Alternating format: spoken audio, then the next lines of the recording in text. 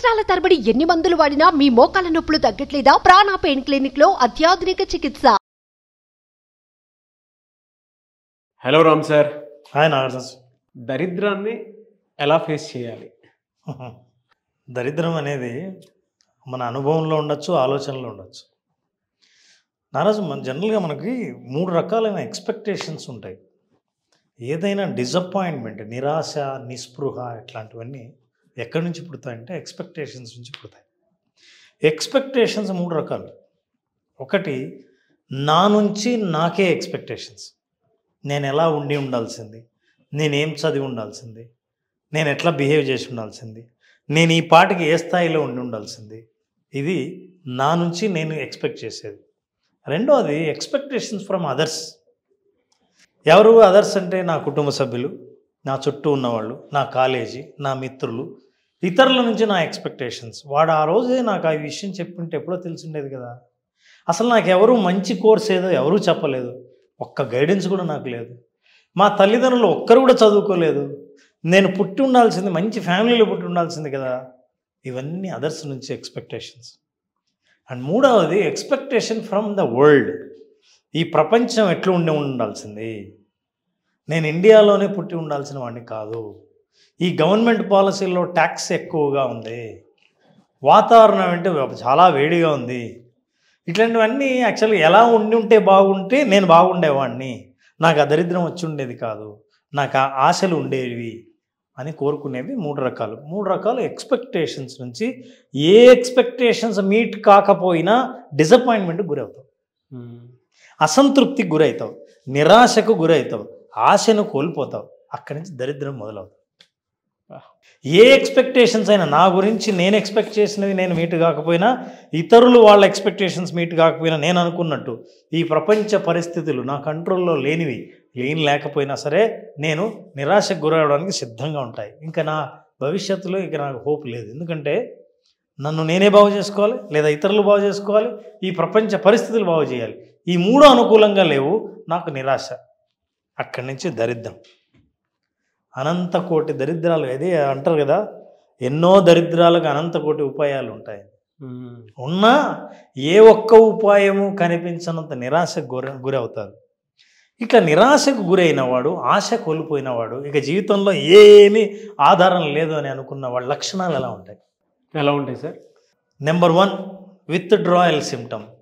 Withdrawal అంటే ఏంటంటే, ముందు మనుషుల నుంచి దూరం అయిపోతాడు, ఎవరితో మాట్లాడు, ఒంటరిగా ఉంటాడు, బయటికి రాడు, అంతకుముందు చేస్తున్న పనులను ఇష్టంగా అసలు చేయడు, స్నేహితుల ఫోన్లు ఎత్తడు, ఎవరితో మాట్లాడాలని అనిపించదు, టైం వేస్ట్ ఎలా చేయాలని ఆలోచిస్తాడు, మనుషుల్ని మాత్రం కలవకుండా తన్ను తాను సమాజం నుంచి విత్డ్రా అయిపోతాడు. That's first symptom of withdrawal. Withdrawal ఎప్పుడు అయిపోతాడో అప్పటి నుంచి రెండో లక్షణం, తనకి ఇష్టమైన హాబీస్ ఏవైతే ఉన్నాయో అన్నిటిని వదులుకుంటాడు. రెగ్యులర్గా చేసే హాబీస్ అన్నింటినీ దూరం అయిపోతాడు. ఎందుకంటే నేను ఇప్పుడు హాబీస్ కానీ మనం ఏమైనా చేసేది నారాజు, ఆనందంగా ఉండి హ్యాపీగా ఉంటే, నాకు ఇష్టమైన పనులు నేను చేస్తుంటే, టైంని నేను కొంత తీసుకొని ఆ టైంలో నాకు ఇష్టమైన పనులు నేను చేస్తాను. అసలు నేను చేయటానికి కారణమే నాకు లేకపోతే ఎందుకు చేయాలి? కాబట్టి ఏ వ్యక్తి అయితే గతంలో చాలా ఇష్టంగా చేసే పనులను ఆపేశాడో అది రెండో లక్షణంగా గుర్తించాలి. సో మనిషి ఏం చేస్తాడు, హాబీస్ని పక్కన పెడతాడు. Third is the most important, visible, అందరికీ కనపడేది, సెల్ఫ్ కేర్ను వదిలేస్తాడు. స్నానం చేయాల్సిన అవసరం ఉందా? కటింగ్ లేదు, ఏం లేదు. మంచి డ్రెస్ వేసుకోవడమా అసలు అవసరమా? ఇలాంటి ప్రశ్నలు వస్తూ ఉంటాయి. తన్ను తాను పూర్తిగా నిర్లక్ష్యం చేస్తాడు, షాబీగా ఉంటాడు, ఆరోగ్యాన్ని నిర్లక్ష్యం చేస్తాడు, అపియరెన్స్ను నిర్లక్ష్యం చేస్తాడు, ఇతరులకు కలిసేటప్పుడు ఏం జాగ్రత్తలు తీసుకోవాలనో ఇవన్నీ నిర్లక్ష్యం చేస్తాడు. తన్ను తాను సంపూర్ణంగా సమాజం నుంచి దూరం అవడానికి ప్రయత్నిస్తుంటాడు. ఈ లక్షణాలన్నీ మనిషికి ప్రదర్శిస్తాడు, కంటికి కనబడతాయి. అబ్జర్వ్ చేస్తే ఆశ కోల్పోయి నిరాశలో ఉండి నిస్పృహలో కొట్టుమిట్టాడే వ్యక్తి ఈ స్థాయికి చేరతాడు. ఎందుకంటే because of your expectations from your self, others and world. ఇది మనిషి పతనానికి చేరువలో ఉండి అన్ని దరిద్రాలుగా కనిపించే పరిస్థితికి కారణాలు ఇవి. ఈ కారణాల్లో ఉన్న వాళ్ళకి ఎవరికి కూడా ఎవరు చెప్పిన సలహాలు కూడా ఎక్కవు. మంచి చెప్తున్నా సరే, అందుకే చాలామంది కొంతకాలం తర్వాత అరే ఈ విషయం నాకు ఎప్పుడో చెప్పి ఉండొచ్చు కదా, ఇప్పుడు చెప్తున్నావు ఏంది అంటారు. ఆ చెప్పేవాడు ఏం చెప్తుంటే, అరే నీకు 100 సార్లు చెప్పావు, నువ్వు అసలు వినిపించుకుంటేనా, వినిపించుకునే స్థితిలో ఉన్నావా నువ్వు, అప్పుడు అసలు ఎంత చెప్పినా వినే స్థితిలో ఉన్నావా, అప్పుడు లేడు. So he discard, ignore every suggestion, అన్నీ పక్కన పడేస్తాడు. సో ఈ లక్షణాలు ఉంటాయి. ఈ లక్షణాల్లో దరిద్రాన్ని ఇంకా దరిద్రంగా మార్చుకోవడం తప్ప దీని నుంచి బయటపడడం చాలా కష్టం. ప్రయత్నిస్తే తప్ప, కోరిక మారితే తప్ప, నేను ఏ స్థితిలో ఉన్నానో నేనే గుర్తిస్తే తప్ప మనిషి బయటపడలేను.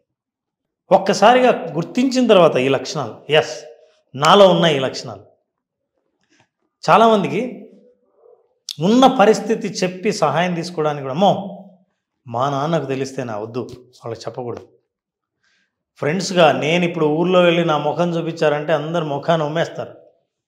ఈ భయాలన్నీ మనిషికి కలుగుతాయి. ఎందుకంటే నిరాశ, మనిషి ఏదైనా సాధిస్తానన్న ఆశ కోల్పోయిన తర్వాత నీకు లోపల ఎంత దరిద్రాన్ని భావిస్తున్నావో ఎదుటి వాళ్ళ ముఖాల్లో నీ దరిద్రాన్నే చూస్తున్నట్టు నువ్వు అనుకుంటూ ఉంటావు. అందువల్ల అవన్నీ డిస్కార్డ్ అయిపోతాయి.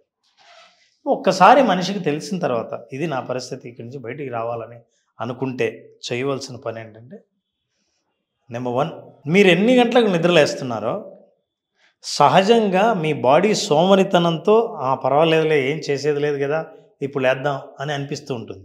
మీరు ఎప్పుడు రియలైజ్ అయ్యారో కరెక్ట్గా నిద్ర లేచే సమయానికి 45 నిమిషాల ముందు నిద్రలేవండి. Is the first action. ముందు నిద్రలేవండి. నిద్ర లేచిన తర్వాత రేపేం జరుగుతుంది, నాకేమైనా భవిష్యత్తు ఉందా, నేను అనుకున్నవన్నీ జరుగుతాయా అని ఆలోచించకండి. ఈరోజు నేనేం చేయాలి, చేయాల్సిన పనులన్నీ రాసుకొని అన్ని పనులు ఇంపాసిబుల్, జరగదు. అది 2 పనులు ఏవైతే నాకు మంచివో, ఇంకా మీరు ఏమైనా చేయండి మీ అలవాటు ప్రకారం, కానీ 2 పనులు మాత్రం చేయాలి. ఏంటి, ఎవరైతే నాకు మంచి సలహా ఇచ్చే స్నేహితుడు ఉన్నాడో, ఎవరైతే మెంటర్ ఉన్నారో, ఎవరైతే నా బాధలు దరిద్రంగా ఉన్నా సరే వినడానికి సిద్ధంగా ఉన్నారో వాళ్ళకు ఫోన్ చేయడం ఒక పని. I have to talk to them. ఉన్నది ఉన్నట్టు చెప్పారు, నేను తప్పు చేశాను, నేను సోమర్తనంతో ఉన్నాను, చేయాల్సినప్పుడు ఏం చేయలేదు, టైం వేస్ట్ చేశాను, ఎవరైనా చెప్పినా ఈ సలహా నేను పట్టించుకోలేదు, మా అమ్మ నాన్నలు ఇంటికి వెళ్తే నన్ను ఎక్కడ అడుగుతారో అని అవాయిడ్ చేయడం వల్ల నేను చాలా విషయాలు దాచిపెట్టడం వల్ల నేనే నష్టపోయాను. ఈ విషయాలన్నీ చెప్పుకునే వ్యక్తికి ఫోన్ చేయండి. That's number 1. అంటే ఇవే చెయ్యాలని కాదు, నేను ఒక ఉదాహరణ చెప్తున్నాను, చెప్పినప్పుడు వెంటిలేట్ అయిపోతారు.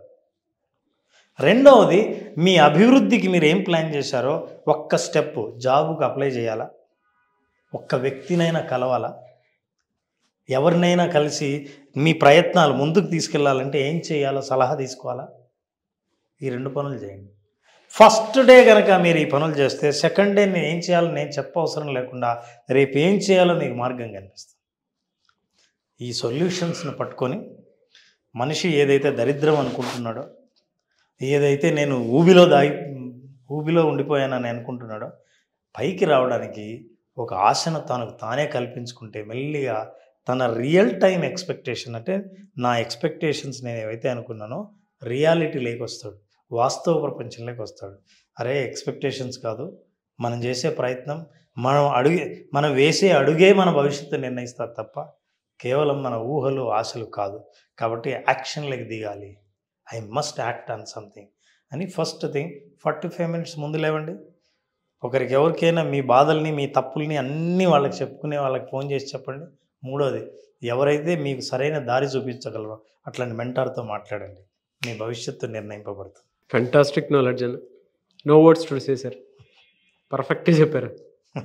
2 సార్లు చూస్తే వీడియో ఓకే, నేను ఎక్కడి నుంచి ఎక్కడ వరకు వెళ్ళాలి, ఏం చేస్తే బాగుంటుంది అనేటువంటి ఆలోచన మాత్రం డెఫినెట్గా వస్తుంది. Thank you so much Ram గారు. Thank you Naraj. Thank you. Class ఎప్పుడుండే అవకాశం ఉంటుంది? నారాజు ఏప్రిల్ 22వ తేదీన మళ్ళీ విజువలైజేషన్ బేసిక్ స్టార్ట్ అవుతుంది. మీకు అద్భుతమైన అనుభవాలు పొందాలన్నా, మీరు అనుకున్నది ఒకటి, మీ అనుభవంలో మీరు తెలుసుకున్నది ఒకటి, అట్లాంటి అనుభవాన్ని చూడాలంటే ఖచ్చితంగా బేసిక్ విజువలైజేషన్ అటెండ్ అవ్వాల్సిందే. ఏప్రిల్ 22న 5 రోజుల పాటు జరిగే ఈ ప్రోగ్రామ్ను అనుభవపూర్వకంగా తెలుసుకోవాల్సిందే తప్ప మనం ఎన్ని వీడియోలు చేసినా వినడానికి చాలా అద్భుతంగా ఉంటాయి. ఎస్, సో April 22 ఎవరైనా ఎన్రోల్ చేసుకోవాలి అనుకున్నటువంటి వాళ్ళు స్క్రీన్ మీద మీకు కాంటాక్ట్ నెంబర్ కనిపిస్తుంది, దాన్ని మీరు కాల్ ఆర్ మెసేజ్ వాట్సాప్ చేసి వెంటనే ఎన్రోల్ చేసుకోండి. అండ్ ఈ వీడియో లైక్ చేయండి, షేర్ మాత్రం తప్పకుండా చేయండి. ఇలాంటి మరిన్ని వీడియోస్ కోసం మా ఛానల్ ఫాలో అవ్వండి. Thank you. సుమన్ టీవీలో మీ పర్సనల్ అండ్ బిజినెస్ ప్రమోషన్స్ కోసం కింది నెంబర్కి కాంటాక్ట్ చేయండి.